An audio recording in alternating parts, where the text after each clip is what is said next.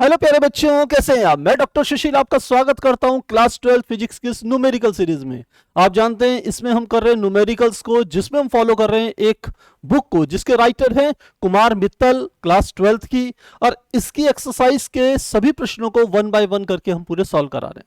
हमारा चल रहा है फिलहाल चैप्टर नंबर 6, जो कि है किरचॉफ के नियम तथा वैद्युत परिपथ। यह हमारे एनसीईआरटी की बुक के चैप्टर नंबर 3 वैद्युत परिपथ की विद्युत धारा के अंतर्गत आता है। तो लास्ट क्लास में हमने इसका कर लिया था, क्वेश्चन नंबर 52 तक कंप्लीट किए थे।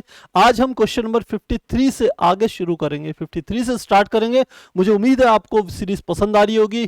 गारंटी देता हूं प्यारे बच्चों, ऐसा कोई न्यूमेरिकल आपके बोर्ड में नहीं आएगा जो इस सीरीज में या इस बुक में आपको नहीं मिलेगा। तो यदि आप मेरे साथ पूरी के पूरे प्रैक्टिस करते हैं 100% क्वेश्चंस की, तो बहुत जबरदस्त आपकी न्यूमेरिकल में कमांड हो जाएगी। तो चलिए स्टार्ट करते हैं क्वेश्चन नंबर 53 को। 53 क्वेश्चन कहता है एक अमीटर, क्या कह रहा है क्वेश्चन नंबर 53 हमारा,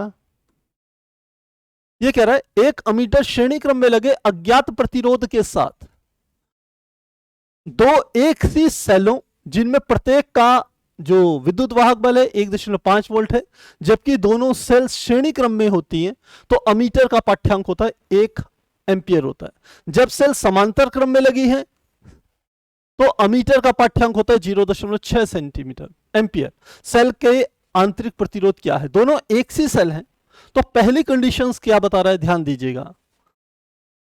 सबसे पहले सेलों को श्रेणी क्रम में जोड़ा, तो हमने इस प्रकार से जोड़ा। ये पहला सेल हो गया, ये इसका आंतरिक प्रतिरोध, ये दूसरा सेल, ये इसका आंतरिक प्रतिरोध, और इनको हमने क्या कर दिया, एक बाह्य सेल के एक बाह्य प्रतिरोध के साथ, जिसको इसने नाम दिया है अज्ञात प्रतिरोध, इस अज्ञात प्रतिरोध को मैंने लिख लिया आर के साथ जुड़ा हुआ है। एक अमीटर श्रेणी क्रम में जोड़ा है, तो अमीटर को मैंने यहां जोड़ दिया, ये अमीटर जोड़ दिया।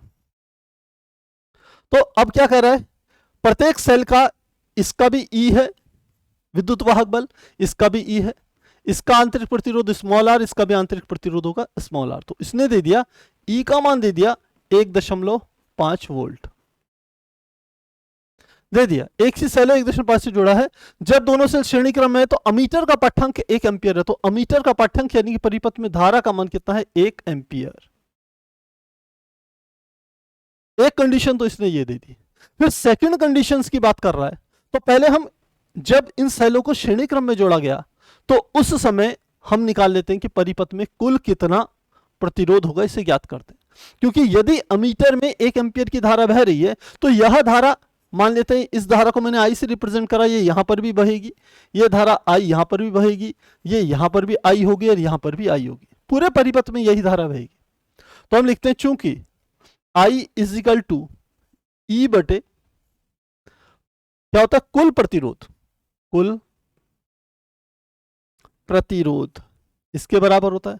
तो परिपथ का कुल प्रतिरोध ज्ञात करते हैं, ये होगा आर प्लस कैपिटल आर। तीनों किस क्रम में है, श्रेणी क्रम में जुड़े हुए हैं। तो कुल प्रतिरोध आई इजिकल टू हो जाएगा, ई का मान कितना हो जाएगा, हमारे पास आ जाएगा आई बराबर ई बटे कुल विद्युत कुल प्रतिरोध। इसको थोड़ा सा ऐसे लिखते हैं तो थोड़ा और क्लियर होगा। आई बराबर कुल विद्युत वाहक बल, कुल विद्युत वाहक बल बटे कुल प्रतिरोध, कुल प्रतिरोध। ऐसे लिखिए, समझ में अच्छा सा आएगा। कुल विद्युत वाहक बल दोनों श्रेणी क्रम में जुड़े हुए हैं, ई तो ये आ जाएगा ई प्लस ई। कुल प्रतिरोध, ये दोनों आंतरिक प्रतिरोध और बाह्य प्रतिरोध सब श्रेणी क्रम में है, तो इसका मतलब हो गया आर प्लस स्मॉल आर। तो क्या आ जाएगा, ये आ जाएगा 2E upon R plus small R. ये हमारे पास आ गया। हमें दिया है आई का मान है 1 एम्पियर, यहां पर क्या था आई, तो लिखेंगे आई का मान हो गया 1 एम्पियर बराबर, इधर दे दिया 2E, तो 2 गुणा एक सेल का विद्युत वाहक बल कितना दिया है, 1.5 वोल्ट, 1.5 वोल्ट बटे आंतरिक प्रतिरोध, और ये आर आर कितना हो जाएगा, 2R हो जाएगा। कितना हो जाएगा, आर आर 2R, तो ये हो जाएगा कैपिटल आर प्लस 2R। इसकी यहां गुणा कर दीजिए, तो R प्लस 2R बराबर, इसकी गुणा करेंगे 1.5 की 2 में, तो ये आ जाएगा 3। ये मैंने ले ली, यह समीकरण नंबर 1। इस स्थिति से हमें पहली समीकरण मिल गई। अब आगे की बात करते हैं। देखिए आगे हमें क्या कह रहा है, 1 एम्पियर होता है। तथा जब सेलों को समांतर क्रम में लगी होती है तो अमीटर का पाठ्यांक इतना होता है। तो सेकंड केस ले रहे, ये तो हमारा था श्रेणी क्रम, श्रेणी क्रम में सेल लगाए, अब समांतर क्रम में लगा रहे हैं, समांतर क्रम। तो कैसे परिपथ बनेगा, ध्यान देना, दोनों सेल समांतर क्रम में, तो इस तरीके से पॉजिटिव नेगेटिव आंतरिक प्रतिरोध ये हो गया, दूसरा ऐसे, फिर आंतरिक प्रतिरोध ये हो गया, इन दोनों को ऐसे जोड़ देंगे, इधर से हमने एक वाय प्रतिरोध कैपिटल आर जोड़ दिया और यहां पर हमें अमीटर लगा दिया और यहां से ले जाके इसको ऐसे जोड़ दिया। अब ये हो गया वाय प्रतिरोध आर, ये सेल का विद्युत वाहक बल है ई, इस सेल का भी ई है, यह क्या हो जाएगा आंतरिक प्रतिरोध स्मॉल आर, ये भी हो जाएगा आंतरिक प्रतिरोध स्मॉल आर। धारा का मान कैसे बहेगा, आप जानते हैं धारा का मान, ये धनात्मक सिरे हैं, यहां से बहेगा आई होगा, यहां पर भी आई होगा, यहां पर भी आई होगा, और यहां पर हमें धारा क्या दे दी, आई का मान अब की बार कितना दे दिया है, ध्यान देना 0.6 एम्पियर दिया है, तो क्या किया 0.6 एम्पियर, ये हमें परिपथ में धारा का मान दे दिया। तो सूत्र तो बोलो ही लगेगा, कुल विद्युत वाहक बल बटे कुल प्रतिरोध। तो लिखते हैं इस बात को, परिपथ का कुल विद्युत वाहक बल, कुल विद्युत वाहक बल। देखिए दोनों सेल समांतर क्रम में लगे हैं, जब समांतर क्रम में लगते हैं तो उनका विद्युत वाहक बल समान रहेगा, मतलब इसका भी ई है, इसका भी ई है, तो इन दो बिंदुओं के बीच जो कुल विद्युत वाहक बल होगा वो एक सेल के ही विद्युत वाहक बल के बराबर होगा। आपको पहले कई बार ये बातें हमने बता दी। तो क्या आ जाएगा, ये आ गया ई। यदि श्रेणी क्रम होता जैसे यहां पर था, तब दोनों सेल का विद्युत वाहक बल जुड़ जाता, ई प्लस ई, समांतर क्रम में सेम रहेगा। अब हम लिखेंगे कुल आंतरिक प्रतिरोध, लिखेंगे कुल आंतरिक प्रतिरोध, क्योंकि ये दोनों के दोनों समांतर क्रम में है, तो कुल आंतरिक प्रतिरोध 1/r EQ, EQ मतलब इक्विवेलेंट, तुल्य आंतरिक प्रतिरोध बराबर आ जाएगा 1/r प्लस 1/r। समांतर क्रम में है दोनों, तो तुल्य प्रतिरोध ये निकलेगा, तो क्या आ जाएगा, ये आ गया 2/r। तो R EQ बराबर क्या आ जाएगा, R/2, इतना आ गया। लेकिन एक वाह्य प्रतिरोध भी जुड़ा हुआ है, तो परिपथ का कुल प्रतिरोध लिखते हैं, परिपथ का कुल प्रतिरोध बराबर क्या आ जाएगा, ये इनका जो तुल्य प्रतिरोध आया वो इसके साथ श्रेणी क्रम में होगा, तो क्या आ जाएगा, ये हो जाएगा R EQ plus capital R, R EQ का मान हो गया R/2 प्लस क्या आ गया R, ये आ गया। अब हम सूत्र लगा लेते हैं, लिखते हैं चूंकि कुल धारा I बराबर कुल विद्युत वाहक बल, कुल विद्युत वाहक बल बटे परिपथ का कुल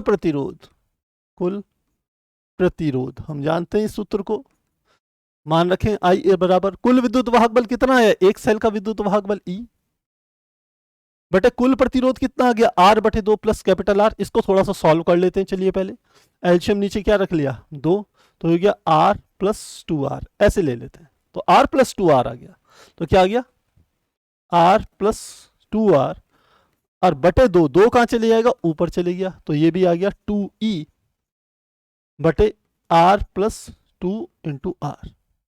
अब वैल्यू पुट करते हैं, देखिए I का मान कितना दिया है आपको, यहां पर I बराबर 0.6 एम्पियर है, तो इस I का मान रख लिया 0.6 बराबर 2 गुणा E का मान कितना दिया है, शुरू में ही दिया है, E का मान कितना है 1.5 वोल्ट, तो कितना आ गया 1.5 वोल्ट बटे स्मॉल r का मान स्मॉल r ही रहेगा और कैपिटल R का मान 2R, ऐसे का ऐसे रहेगा। अब आपने इसकी यहां गुणा कर दीजिए, तो ये हो जाएगा 0.6 और साथ में आ जाएगा R प्लस 2R बराबर, इसकी गुणा करेंगे तो 2 की 1.5 में करेंगे तो आ जाएगा 3, अंदर मल्टीप्लाई कर लीजिए तो कितना आ गया 0.6R प्लस 0.6 की 2 में करेंगे तो 1.2 इंटू कैपिटल R बराबर कितना आ गया 3, और ये होगी हमारी समीकरण नंबर 2। तो समीकरण नंबर 1 हमारी कहां पर है, ये वाली है, समीकरण नंबर 2 हमारी ये वाली है। चाहे तो थोड़ा सा इसको आगे पीछे कर लीजिए, कैपिटल आर आगे 2R पीछे, तो इसको थोड़ा सा ऐसे ही बना देता हूं मैं। इसको लिख सकता हूं 1.2 capital R plus 0.6 small R बराबर कितना आ गया 3। ये हो गया समीकरण नंबर 2। समीकरण नंबर 2। अब इन दो समीकरणों की सहायता से हम कैपिटल आर स्मॉल आर के मान ज्ञात कर सकते हैं। हमें परिपथ में आंतरिक प्रतिरोध के मान को ज्ञात करना है, तो मुझे कैपिटल आर को एलिमिनेट करना है। तो लिखता हूं समीकरण 1 में 1.2 से गुणा करके, क्योंकि इसके आगे कितना है 1.2 ही, तो समीकरण 1 में क्या करते हैं, इस समीकरण 1 में 1.2 से गुणा करेंगे तो ये इसके आर इसके बराबर आ जाएगा, और इसको घटा देंगे। तो इस बात को लिखते हैं समीकरण 1 में 1.2 से गुणा कर समीकरण 2 को घटाने पर तो चलिए गुणा कर देते हैं। ये है r प्लस 2r बराबर 3, 1.2 से गुणा करते हैं तो ये आएगा 1.2r प्लस 2.4r, क्या आ जाएगा 1.2 कैपिटल आर, फिर यह आ जाएगा 2.4 इंटू स्मॉल आर बराबर, बाएं पक्ष आपको दिखा होगा ये हमारे पास 3 है, 3 की 1.2 में गुणा करते हैं तो 12 × 36 यानी कि 3.6 आ गया। ये हो गया समीकरण 1। समीकरण 2 क्या है, समीकरण 2 है 1.2r प्लस 0.6r बराबर 3।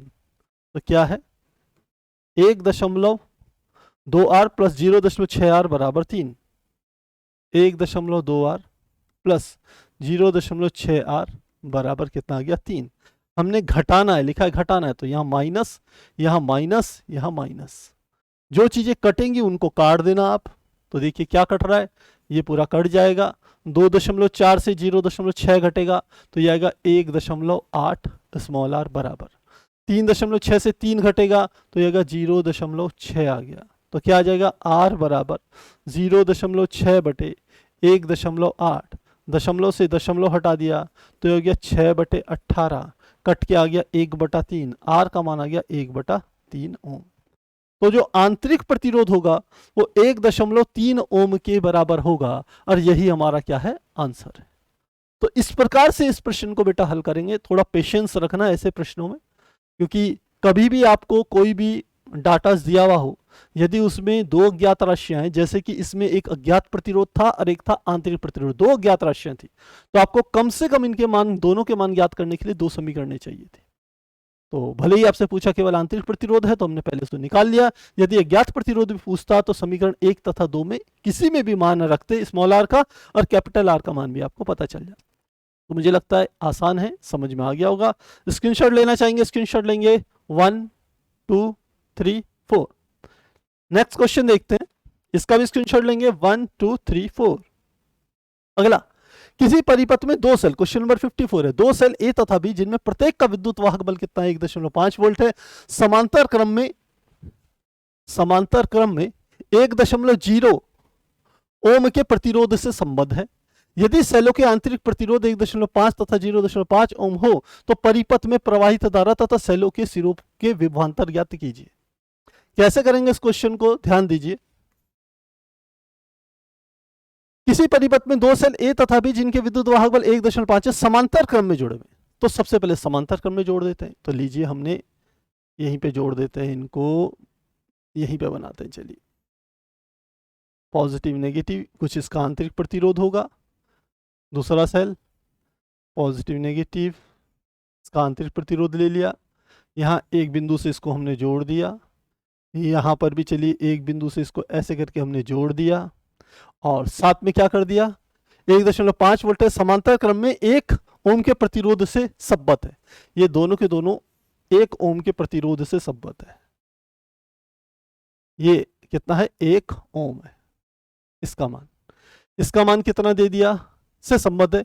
यदि सेलों का आंतरिक प्रतिरोध 1.5 तथा 0.5 ओम, इसका है 1.5 ओम, इसका है 0.5 ओम, और दोनों सेलों के विद्युत वाहक बल कितने हैं 1.5 वोल्ट, ये भी है 1.5 वोल्ट और ये भी है 1.5 वोल्ट, ये हमको दे दिया ओम है। तो परिपथ में प्रवाहित तथा सेलों के सिरों के विभवांतर ज्ञात कीजिए। तो ये परिपथ हमारा पूरा हो गया, हमने इसको जोड़ दिया। तो परिपथ में ये धन सिर इधर है, तो यहां पर एक धारा बहेगी आई, ये धारा इस तरीके से बहेगी। जब ये धारा अंदर की ओर आएगी, क्योंकि दो अलग अलग धाराएं यहां पर मिलेंगी तब ये धारा बनेगी, तो मान लेते हैं ये वाली जो धारा है इसका नाम है I1 और ये जो धारा है इस धारा का मान क्या है I2। तो इधर भी जब I यहां पर जाएगी तो ये हो जाएगी I1 इधर जाएगी और I2 इधर जाएगी। तो ऐसे आपने सबसे पहले परिपथ अच्छे से बना लेना है, पहला स्टेप ये। अब हमें इस क्वेश्चन को सॉल्व करना है। तो सबसे पहले क्या कह रहा है, इतना है, तो परिपथ में प्रवाहित धारा तथा सेलों के सिरों के विभवांतर ज्ञात कीजिए। तो प्रवाहित धारा मान निकालने के लिए आप जानते हैं I बराबर होता है कुल विद्युत वाहक बल बटे कुल प्रतिरोध। तो सबसे पहले कुल विद्युत वाहक बल आपको ज्ञात करना है। तो कुल विद्युत वाहक बल यानी कि हम कह सकते हैं ये हमारा A हो गया और ये हो गया हमारा बिंदु B। इन दो बिंदुओं के बीच का कुल विद्युत वाहक बल ज्ञात करेंगे। तो लिखते हैं, हमारे पास एक सूत्र होता है, विद्युत वाहक बल जो तुल्य विद्युत वाहक बल होता है EEQ बटे REQ बराबर, जब ऐसे सेल लोगे हो तो E1 बटे R1 प्लस होता है E2 बटे R2, ये होता है। REQ, इस नीचे की चीज को भूल जाइए, स्मॉल r है तो आंतरिक प्रतिरोध यानी कि तुल्य आंतरिक प्रतिरोध है ये। E1 पहले सेल का विद्युत वाहक बल बटे उसका आंतरिक प्रतिरोध, दूसरे सेल का विद्युत वाहक बटे आंतरिक प्रतिरोध। आसान काम है। अब हमने क्या करना है, इसको सॉल्व करना है। तो सबसे पहले REQ का मान निकालना है। मान लेते हैं यह है समीकरण नंबर 1। तो लिखते हैं चूंकि R1 ये ले लेते हैं, इसको ले लेते हैं मान R1 R2 ले लेते हैं ऐसे करके, यह है R1 यह है R2 और यह है कैपिटल R। लिखते हैं R1 व R2 समांतर क्रम में है, तो तुल्य प्रतिरोध हो जाएगा 1/REQ बराबर 1/R1 प्लस 1/R2। R1 का मान कितना आ गया, ये हमें दिया R1 का मान 1.5, तो 1/1.5 प्लस R2 का मान 0.5, तो 1/0.5। एलसीएम ले लीजिए 1.5, तो यह आ गया 1 प्लस 5 तियां यानी कि 3 आ गया, 3 और 1 कुल मिला के आ गया 4/1.5। वही लग रहा है इतना ही आएगा। 5 तियां 15, 3 बार चलेगा, 3 की 1 में गुणा करेंगे 3 आ गया, 1.5 का 1, तो 4/1.5 आ गया। ये REQ का मान है। आप चाहें तो दशमलव हटाइए यहाँ से, ऊपर बना दीजिए 0 और काट देंगे 5 तियां 15 और 5 अठे 40, तो ये आ गया REQ बराबर, इसे भी पलट दीजिए 3/8 ओम। तो R इक्विवेलेंट इन दोनों सेलों के आंतरिक प्रतिरोध का तुल्य आंतरिक प्रतिरोध निकाल दिया मैंने REQ। अब इस समीकरण में रख करके हम इस परिपथ का तुल्य विद्युत वाहक बल ज्ञात कर सकते हैं, वो जरूरी है निकालना। तो निकालते हैं, चलिए लिखते हैं समीकरण 1 से। समीकरण 1 में मान रखने पर तो मान रखें क्या आ जाएगा, EEQ का मान मुझे निकालना है, तो EEQ ऐसे ही आ जाएगा बटे REQ का मान कितना है 3/8, तो ये आ गया 3/8 बराबर E1 और E2 के मान तो दोनों के 1.5 ही है, लिखा है ना प्रत्येक का विद्युत वाहक बल 1.5 वोल्ट है, तो E1 का मान भी है 1.5 बटे R1 का मान कितना है 1.5 प्लस E2 का मान भी 1.5 और R2 का मान है 0.5। तो ये तो कट जाएगा, यहां पर तो आ गया 1 प्लस इसको डेसिमल से डेसिमल हटाइए, 5 तिया 15, ये आ गया 3। तो क्या आ गया EEQ बटे 3/8 बराबर है 3 + 1 यानी कि 4 के बराबर। तो EEQ बराबर क्या आ जाएगा 4 गुणा 3 बटे क्या आ जाएगा 8। तो 4 से काट देंगे 4 दूनी 8, 2 से काटेंगे 1.5, तो कुल विद्युत वाहक बल या तुल्य विद्युत वाहक बल कितना आ गया 1.5 वोल्ट। 1.5 वोल्ट इतना आ गया। आप में से बहुत से बच्चों के दिमाग में आ रहा होगा सर ऐसी क्या जरूरत थी, दोनों का 1.5 वोल्ट है, दोनों को समांतर क्रम में जोड़ा हुआ है, तो A तथा B के बीच का तुल्य विद्युत वाहक बल लगभग इतना ही आ जाता। तो हम कह रहे हैं क्योंकि यहां पर क्या लगा हुआ है हम कह सकते हैं आंतरिक प्रतिरोध अलग अलग है, इसलिए हमने इस मेथड का इस्तेमाल किया। तो हमारे पास इतना निकल के आ गया। अब परिपथ में धारा निकाल सकते हैं। तो परिपथ में धारा निकालने के लिए आप जानते हैं, लिखते हैं, चूंकि I बराबर होगा परिपथ की धारा कुल विद्युत वाहक बल, कुल विद्युत वाहक बल बटे कुल प्रतिरोध, यानी कि I बराबर परिपथ का कुल विद्युत वाहक बल, जिसे तुल्य विद्युत वाहक बल कहेंगे, और कुल प्रतिरोध आ जाएगा वह प्रतिरोध के साथ इन दोनों का ये आर ई क्यू श्रेणी क्रम में है, तो यह आ जाएगा R plus E Q, R plus small R E Q, इसके बराबर होगा। अब वैल्यू पुट करेंगे, आई बराबर ई क्यू का मान 1.5 आया, आर का मान कितना दिया है 1 ओम, और ई क्यू का मान है 3/8, 1 प्लस 3/8। सॉल्व करेंगे इसे तो 1.5 तो ऐसे का ऐसे आ गया, नीचे एलसीएम ले लिया हमने 8, ये हो गया 8 प्लस 3, ये आ गया 1.5 गुणा 8 बटे कितना आ गया 11, दशमलव हटाया 0 बढ़ा दिया। अब जो कटता है काट दीजिए, 5 से काटेंगे 5 3 15, इसे काटेंगे 5 दूनी 10, 5 दूनी 10, 2 से काट दीजिए 2 चौको 8, 2 से काटेंगे कितना आ गया 11, तो 4 3 12/11 किसका धारा का मान आ गया इतने एम्पियर। तो परिपथ में जो कुल धारा बहेगी, ये वाली धारा जो होगी आई, इसका मान कितना आ गया 12/11 एम्पियर के बराबर होगा। ये निकालनी हमारी मेहनत थी। अब ये हमने निकाल लिए, अब हमें क्या क्या निकालना है, हमें इसने कहा है तो परिपथ में प्रवाहित धारा तथा सेलों के सिरों के विभवांतर ज्ञात कीजिए। परिपथ की कुल धारा आई का मान मैंने निकाल दिया। अब विभवांतर यानी कि ए तथा बी बिंदुओं के बीच का विभवांतर निकालना है, तो लिखेंगे ए बी बिंदुओं के बीच का विभवांतर, ए तथा बी बिंदु के बीच विभवांतर, तो वी ए बी बराबर होगा आई इंटू कैपिटल आर के। अब इनको ऊपर को भूल जाइए, इन दो बिंदुओं के बीच का विभवांतर निकालना है, तो परिपथ में बहने वाली धारा आई है, कुल प्रतिरोध, यहां पर जो प्रतिरोध है वह प्रतिरोध वह है कैपिटल आर, तो अब वी ए बी का मान इस सूत्र से निकल जाएगा। निकालें, आई का मान कितना आ गया, आई का मान आ गया 12/11, तो आ गया 12/11 गुणा आर का मान कितना है 1, तो यह आ गया 1, तो वी ए बी का मान आ गया 12/11 वोल्ट।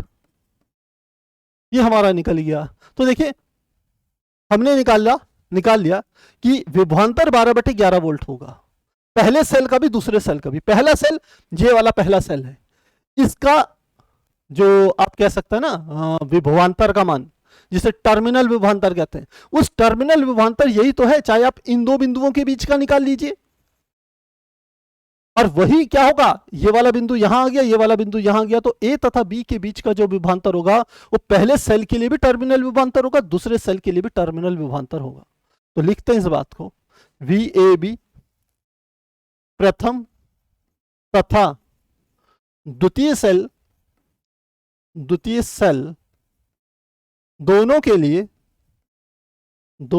लिए टर्मिनल विभवांतर होगा, टर्मिनल विभवांतर होगा।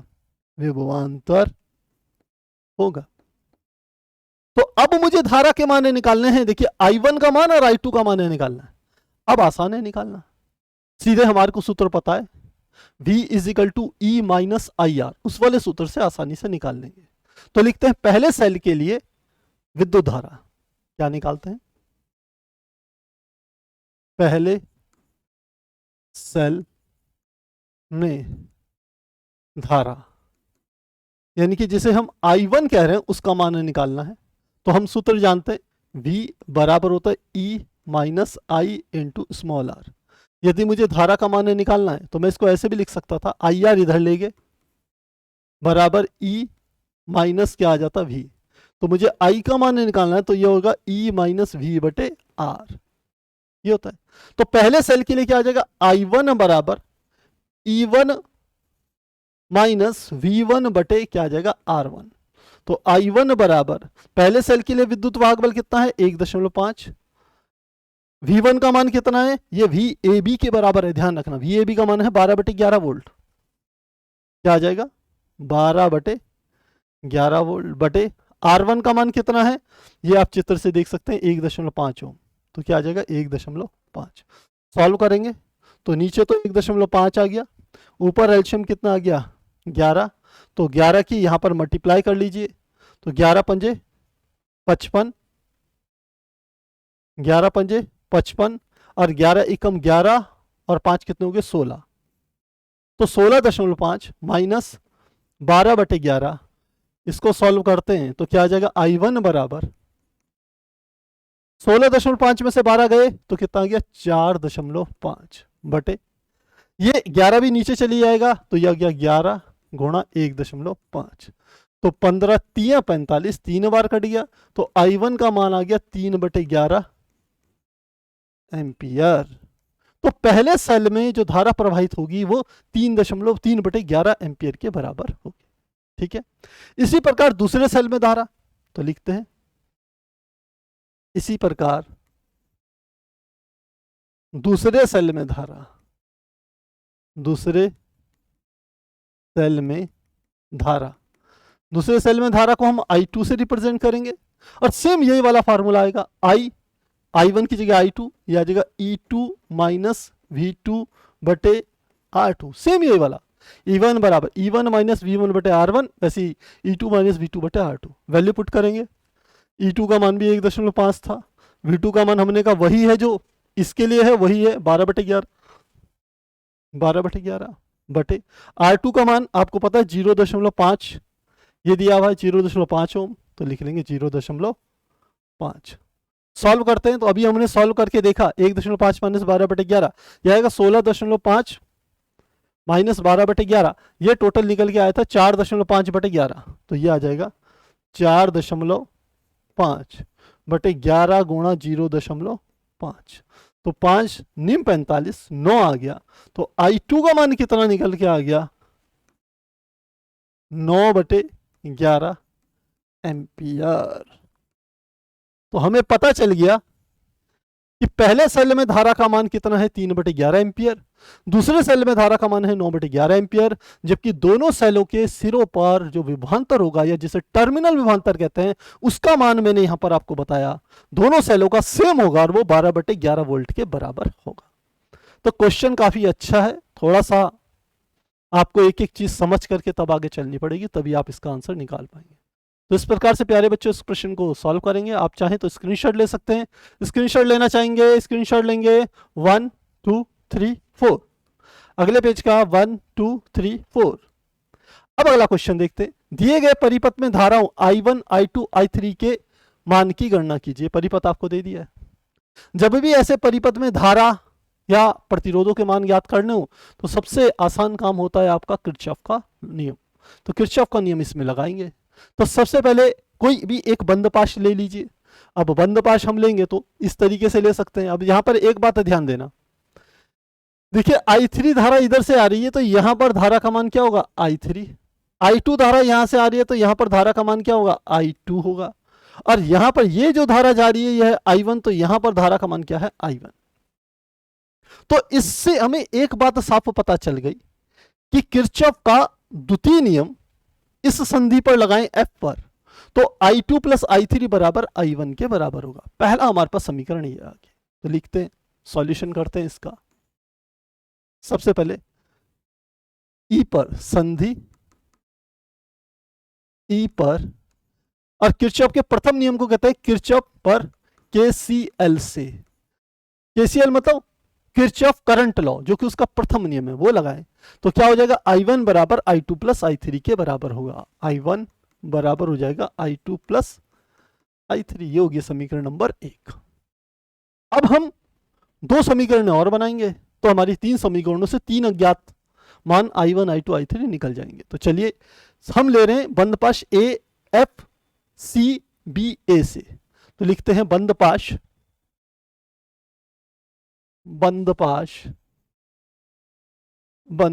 कौन सा AFCBA से। किरचॉफ का द्वितीय नियम जानते हैं, समेशन आई आर बराबर होता है समेशन ई। तो ए से बी एफ की तरफ गए कोई प्रतिरोध नहीं, एफ से सी की तरफ गए एक प्रतिरोध हमें मिल गया 2 ओम का, और धारा है I2 लेकिन विपरीत दिशा में है तो ये माइनस के निशान के साथ आएगी, तो -2I2। फिर सी से बी की तरफ गए कुछ प्रतिरोध नहीं है, छोड़ देंगे। फिर बी से ए की तरफ गए तो 3 ओम का प्रतिरोध है, धारा I3 है। आप देख रहे होंगे दोनों समान दिशा में है, तो हम लिख लेंगे प्लस कितना आ जाएगा 3I3 बराबर। अब सेलों का विद्युत वाहक बल देखेंगे तो यहां कोई नहीं है। जब इधर से इधर आ रहे हैं तो हम सेल के माइनस से प्रवेश कर रहे हैं और धन सिरे से बाहर निकल रहे हैं, तो सेल का विद्युत वाहक बल ऐसी स्थिति में धनात्मक लिया जाता है। जब मैंने थ्योरी पढ़ाई थी तो आपने इस बातें समझी थी। तो क्या आ जाएगा, ई का मान आ जाएगा 1 वोल्ट, ये आ गया। अब I3 का मान यदि मैं यहां से यहां पर रखूं तो हमारे पास ये समीकरण I1 I2 के रूप में आ जाएगी। तो मैं इसी काम को कर रहा हूं, क्योंकि नीचे वाले परिपथ में I1 I2 है, हम अगला ब्लॉक वो वाला लेंगे, तो पहले इसमें मान रखते हैं। लिखते हैं समीकरण 1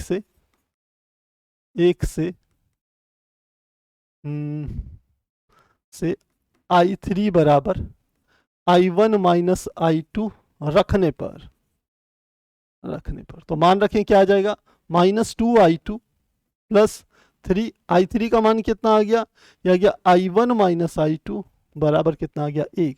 तो -2I2 plus 3I1 minus 3I2 बराबर कितना आ गया 1।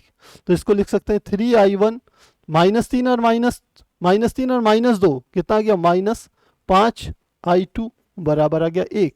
ये मैंने ले ली समीकरण नंबर 2, ये होगी समीकरण नंबर 2। एक ऊपर हमने ले ली, तो एक समीकरण हमने यहां पर बना ली है। अब और देखते हैं,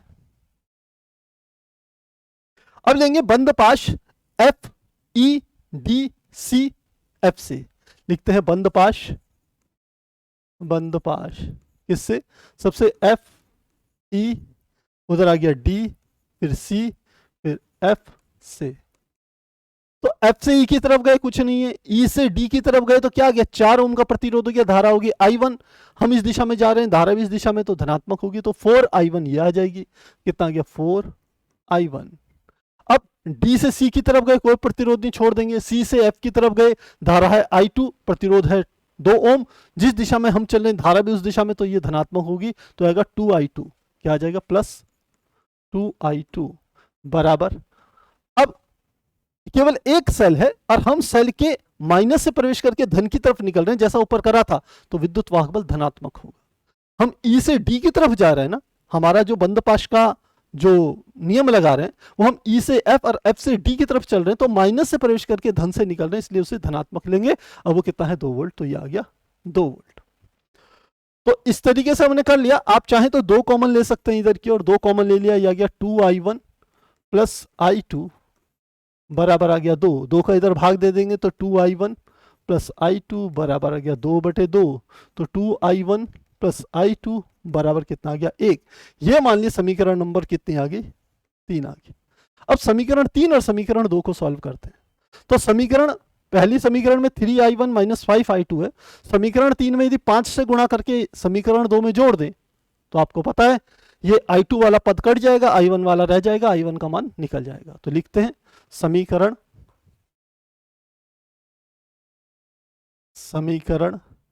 3 में 5 से गुणा कर समीकरण 2 में जोड़ने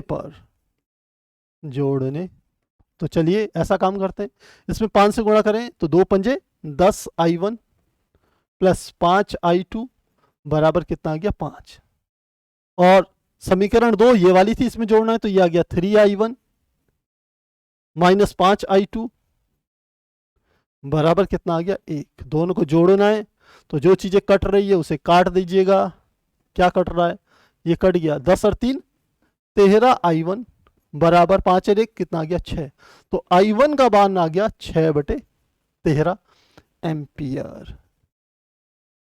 ये हमारा मान आ गया। तो क्या कोई मान आ रहा है, देखिए I1 का मान 6/13 एम्पियर आ गया।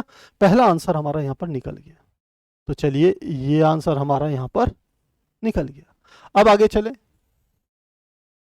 अब हमें क्या करना है, I1 का मान समीकरण 1 तथा 2 किसी में भी रख देते हैं, तो समीकरण 3 में हम I1 का मान रखते हैं, लिखते हैं समीकरण 3 में I1 का मान रखने पर तो मान रखें, क्या आ जाएगी समीकरण 3, ये है समीकरण 3, 2I1, तो ये आ जाएगा 2 गुणा I1 का मान कितना है 6/13 प्लस I2 बराबर कितना है 1, तो कितना आ जाएगा 6 दूनी, यह आ गया 12/13 प्लस I2 बराबर है 1, इसको इधर ले जाइए, I2 बराबर 1 माइनस 12/13, दोनों का एलसीएम कितना आ गया 13, तो इसके नीचे 1 रख देंगे, तो 13 ही कम 13 माइनस 12/13, तो I2 बराबर आ गया 1/13 एम्पियर। तो हमें I2 का मान भी पता चल गया 1/13 एम्पियर होगा, तो ये मान भी सही निकल गया, ये मान भी सही निकल गया। अब I3 का मान निकालना है, तो I3 का मान समीकरण 1 में रख सकते हैं, दोनों मान तो हमारा निकल के आ जाएगा, तो लिखते हैं समीकरण 1 में, समीकरण 1 से लिखते हैं पहले, समीकरण 1 है I1 इज इक्वल टू है I2 प्लस I3 है, यहां से निकल जाएगा I3 बराबर I1 माइनस I2 के आ जाएंगे, I1 I2 के मान रख लेते हैं, लिखते हैं I1 व I2 के मान रखने पर, तो चलिए मान रखें, I3 बराबर आ गया, I1 का मान कितना है, I1 का मान है 6/13, इसका है 1/13, यह आ गया 6/13 माइनस 1/13, दोनों का एलसीएम आ गया 13, तो यह आ गया 6 माइनस 1, तो I3 बराबर कितना आ गया 5/13 एम्पियर। और यह हमने तीसरा मान निकाल लिया I3 का, जो कि 5/13 है, और ये भी हम देख रहे हैं ये I1 I2 ये हमारा है I3, क्योंकि 5/13 एम्पियर। तो प्यारे बच्चों, आपने देखा किरचॉफ का नियम लगा के हम आसानी से इस परिपथ को सॉल्व कर पाए, तो मुझे लगता है आपको समझ में आ गया होगा, कहीं कोई डाउट ही नहीं होंगे, तो ले सकते हैं आप इसका स्क्रीनशॉट लेना चाहेंगे, स्क्रीनशॉट लेंगे 1 2 3 4। तो प्यारे बच्चों, यहां हमने क्वेश्चन नंबर 53, 54, 55 तीन क्वेश्चंस को करा। क्वेश्चंस थोड़े से लेंथी थे, इसलिए 3 ही क्वेश्चन हो पाए, तो आगे के क्वेश्चंस को करेंगे हम अपनी अगली क्लास में। तब तक आप लोग रखिए अपना ध्यान।